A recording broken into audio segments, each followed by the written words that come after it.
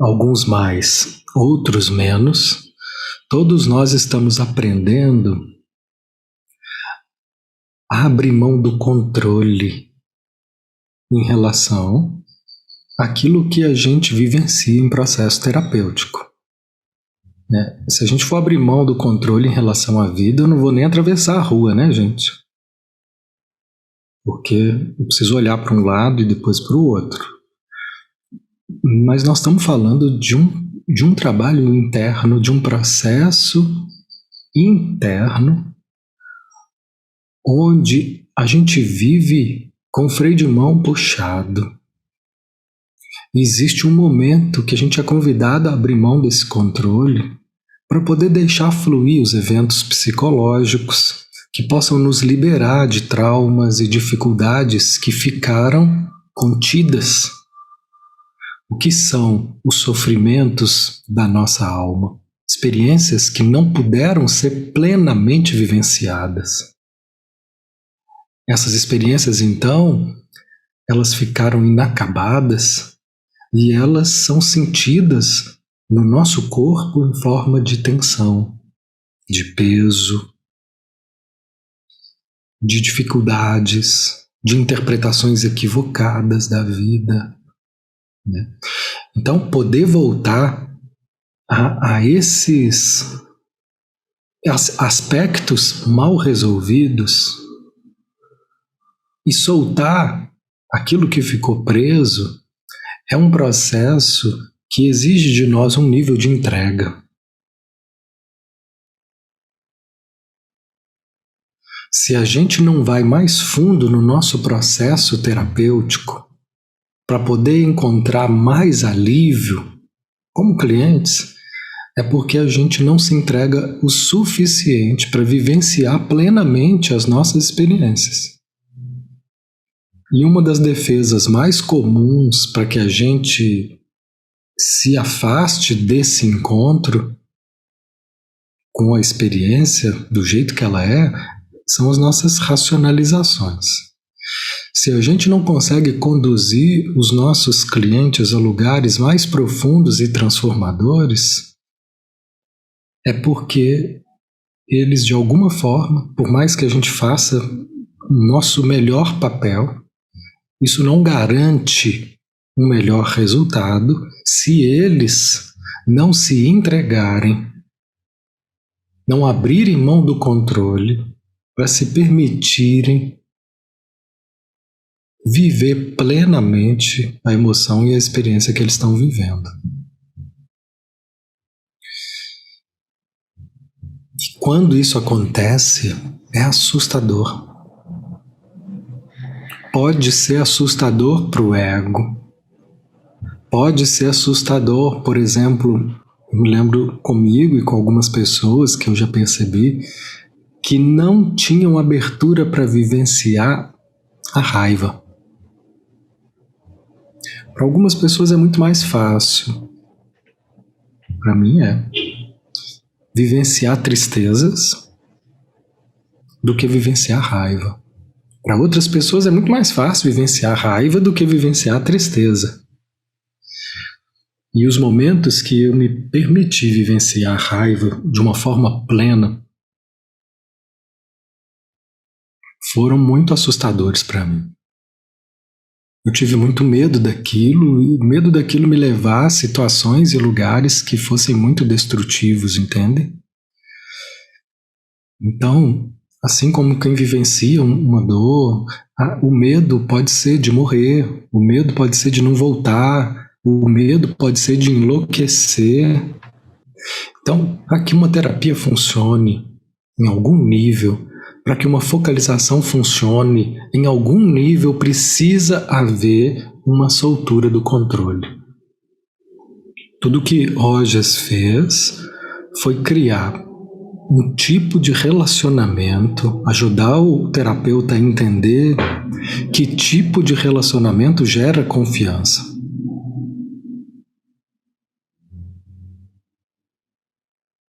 Que tipo de relacionamento traz vínculo terapêutico.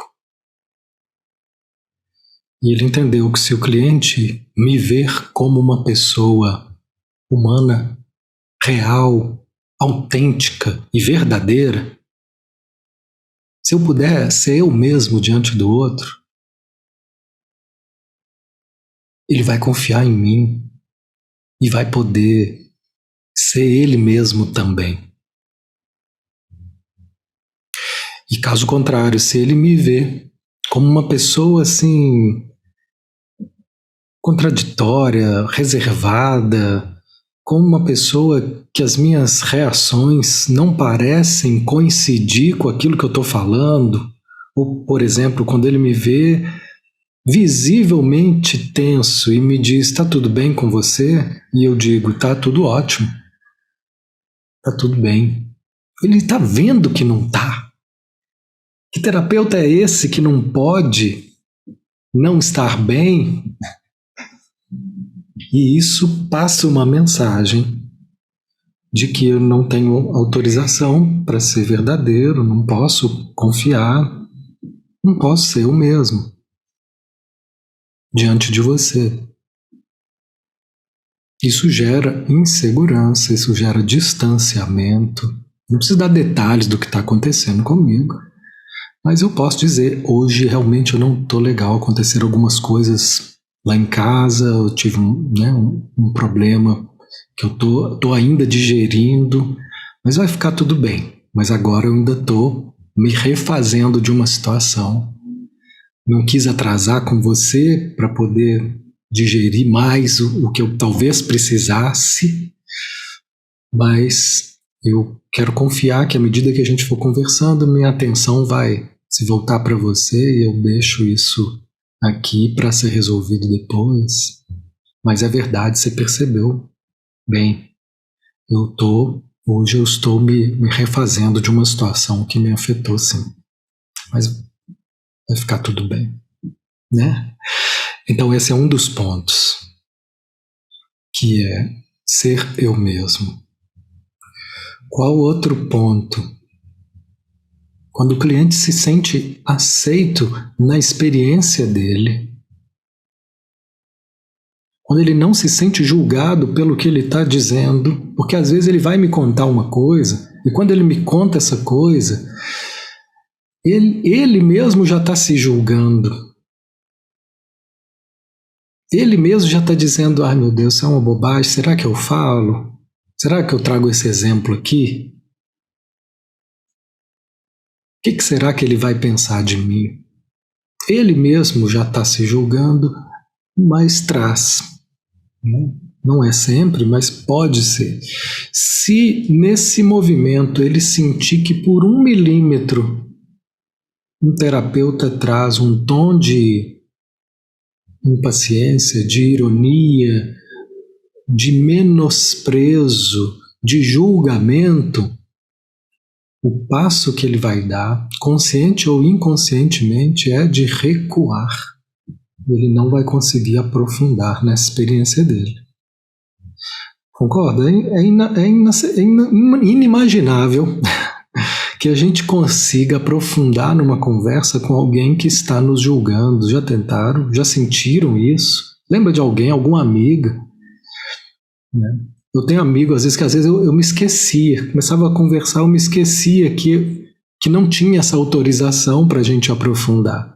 Aí eu ia falando, de repente, o segundo parágrafo da minha conversa, ele já vinha com um comentário que aí eu me lembrei que não dá para trazer esse assunto aqui. Era um amigo, e nesse caso, por exemplo, alguém que vivenciou um trauma muito grande com a questão da espiritualidade. Nós vivenciamos juntos uma grande decepção. Mas ele, nesse momento, a partir daí, ele se fechou para tudo que diz respeito a essa questão, espiritualidade. Então, tudo que diz respeito a isso, E eu fui digerindo esse trauma, eu tratei esse trauma, eu procurei ajuda e segui em frente. De forma que o assunto continuava em pauta para mim. Mas eu poderia falar de outras coisas com ele. Se eu tocasse nesse assunto com ele, imediatamente vinha um julgamento. Às vezes ele não falava nada, era só uma expressão, era só uma cara. Porque às vezes o terapeuta não diz nada, mas faz uma cara. Não é à toa que a psicanálise achou por bem, em momentos de análise, deixar o terapeuta de costas. Deixar o cliente, melhor dizendo, de costas para o terapeuta. Por quê? Faz parte da técnica transferencial que a psicanálise trabalha para poder evitar que o cliente tenha a referência de uma expressão do terapeuta para poder continuar trazendo, né? Então, porque essa expressão é inevitável, eu posso assumir as minhas experiências naquela relação, e essas experiências naquela relação podem inclusive ser usadas para que a gente cresça juntos. Então a proposta de uma terapia humanista, centrada na pessoa, experiencial, é uma proposta muito desafiadora. É uma proposta que nos convida a sair de um lugar de distanciamento e ir para um lugar de proximidade, de realidade, de se assumir como pessoa naquela relação, que estou ali em função de um trabalho terapêutico, mas eu não deixo de ser pessoa, não deixo de ter reações humanas nessa experiência de encontrar você. Então, nesse sentido, esse é um segundo ponto, que é quando a pessoa se sente aceita, quando eu posso aceitar o que ela está me trazendo, isso reforça o nosso vínculo. Isso traz mais confiança na relação para que ela possa continuar aprofundando. E o terceiro ponto é que não basta que ela seja aceita, que eu seja eu mesmo, mas tem um outro ponto que Rogers trouxe como fundamental, que ela se sinta compreendida. Porque às vezes não é que eu sinto que a pessoa está me julgando, mas se eu não sentir que ela está me entendendo, como é que eu avanço? Concorda? Não tem jeito. Outro dia eu vivi uma situação muito angustiante, eu fui convidado para dar aula num curso, e cheguei lá, metade das pessoas com a câmera desligada.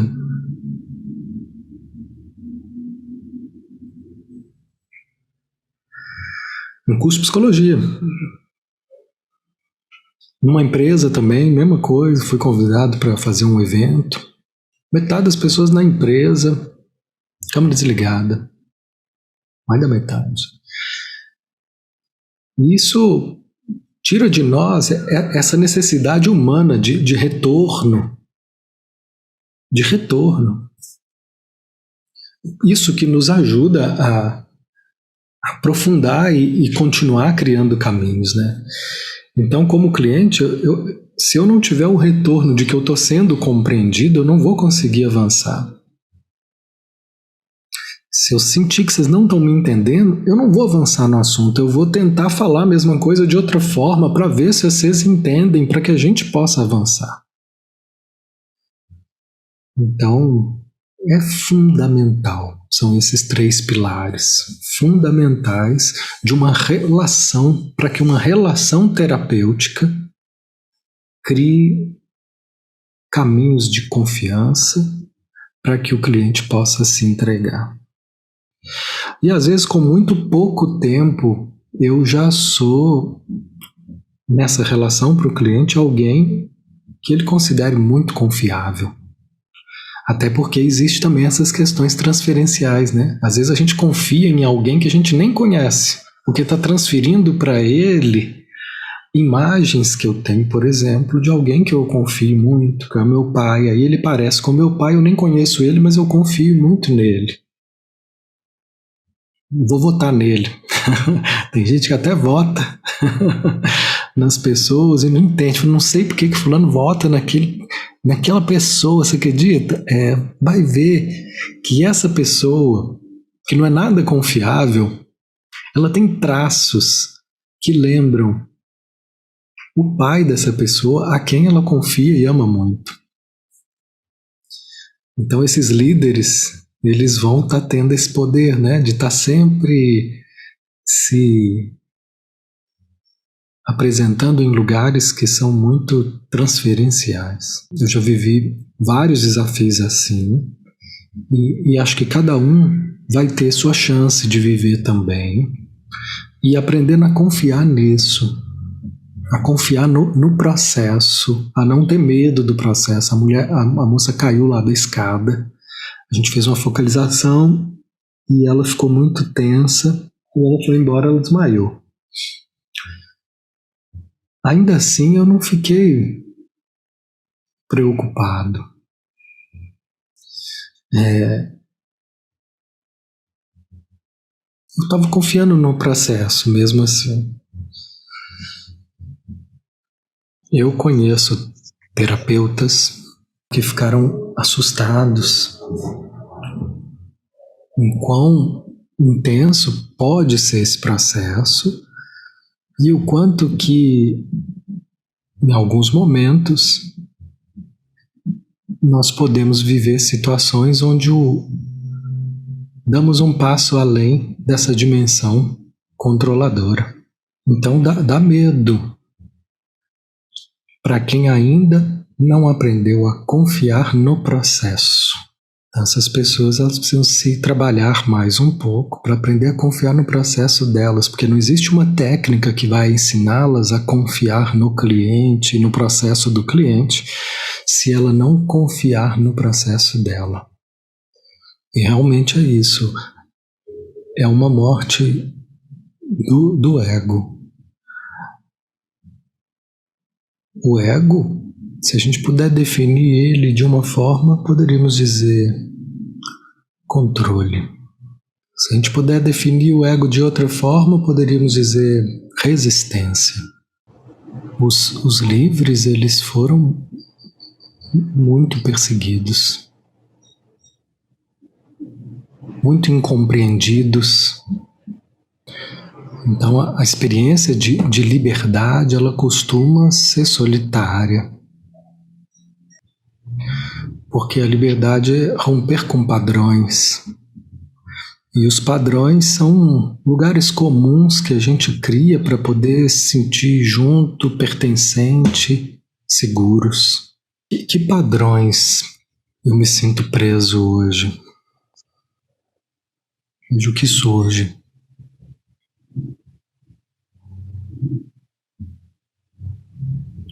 E quando eu digo que padrões eu me sinto preso, talvez fique mais claro se eu completar essa pergunta dizendo que tipo de imagem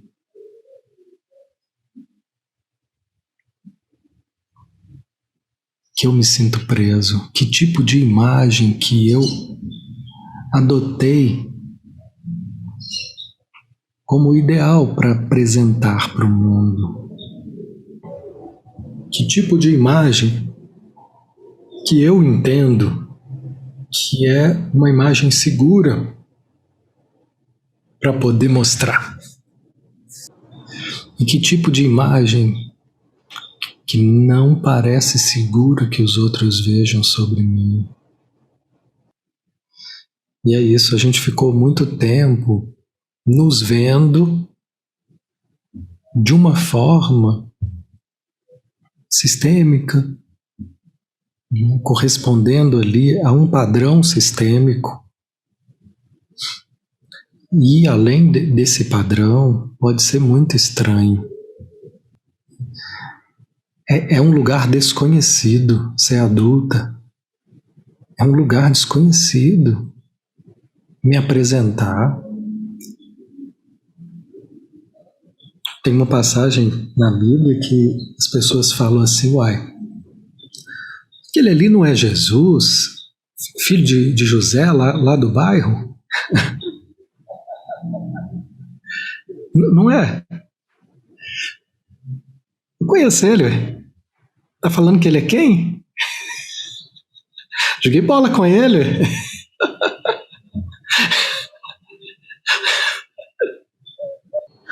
Filho de quem? Não, uai, não é o Jesus? chutou bola comigo lá em Nazaré? Ele falou que é filho de Deus, que ele... Não estou entendendo. Não é ele, é o mesmo. É o mesmo. Mas para aquela tribo, ele é o Jesusinho da casa 6, do pique-pega, da infância. E é essa a imagem.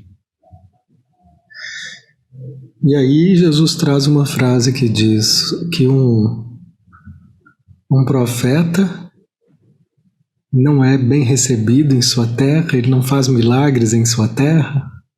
Por quê? Né? Porque na sua terra, eles vão estar sempre te vendo como aquela imagem pequena. E às vezes é muito difícil para eles verem algo além disso.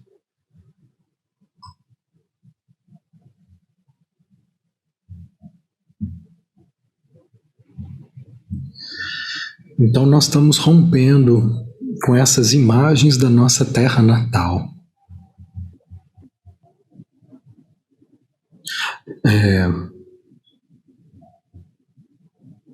E veja isso, né? E esse é um ponto. Aí depois a gente vai para a adolescência e cria outra tribo. E veja a tribo que você criou na adolescência. Às vezes é uma tribo que não tem mais a ver com você hoje. Aí é outra ruptura. Eles estão querendo uma outra coisa e você... Não.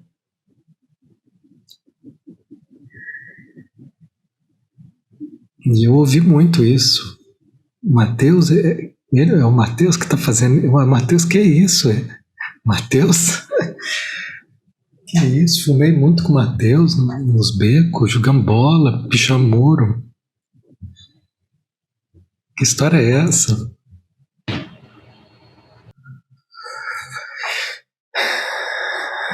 Eu também me sinto, às vezes, me sinto inseguro, incapaz, errado. É uma imagem que de vez em quando aparece, o menino errado.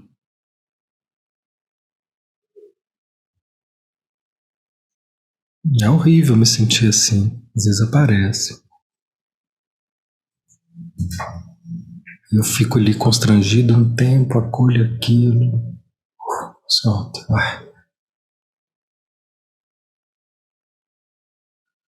Parecia que tudo que eu fazia estava errado. Se eu falasse estava errado, se eu calasse estava errado.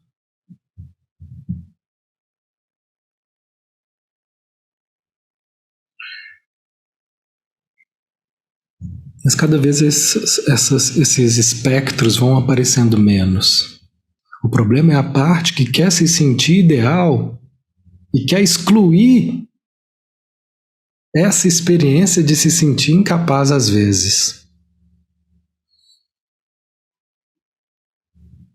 O problema é a parte que quer excluir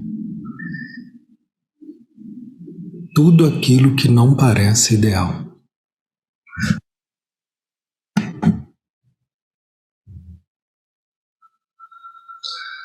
Porque para atender um padrão ideal, certos aspectos não são bem-vindos.